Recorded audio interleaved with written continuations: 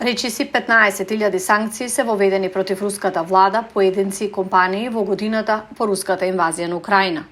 Сепак, руската економија продолжува да расте. За тоа придонесува воената помош од Северна Кореја и Иран. Има и креативна руска техника.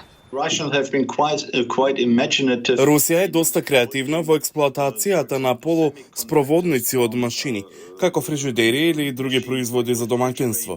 Тие ги вадат полуспроводниците и чиповите од овие апарати за домаќинство ги користат во воена опрема. Многу бизнеси исто така ја бойкотираат Русија. Од Прада до IKEA и LG, над 1000 брендови ја ограничија својата работа во Русија или ја напуштија земјата. Русија го надмина сето ова, делумно со зајакнување на односите со Кина. Кинескиот извоз во Русија порасна за над 120% од 2021 година. За возврат, руската нафта тече во Кина.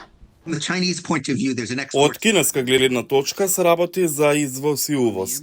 Во однос на увозот, тие стана единствениот најголем клиент во светот за руската нафта и јаглен. Западните санкции ги замрзнаа средствата на Руската централна банка, поставија лимит на цената на руската нафта и го затворија воздушниот простор на Европската унија за руските авиони. Сепак, руската економија продолжува да расте.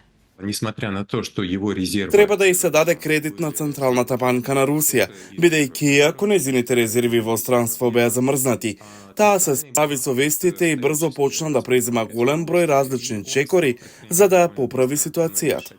Русија исто така ги заобиколи санкциите со внесување на западните стоки преку соседните земји, како Грузија, Белорусија и Казахстан.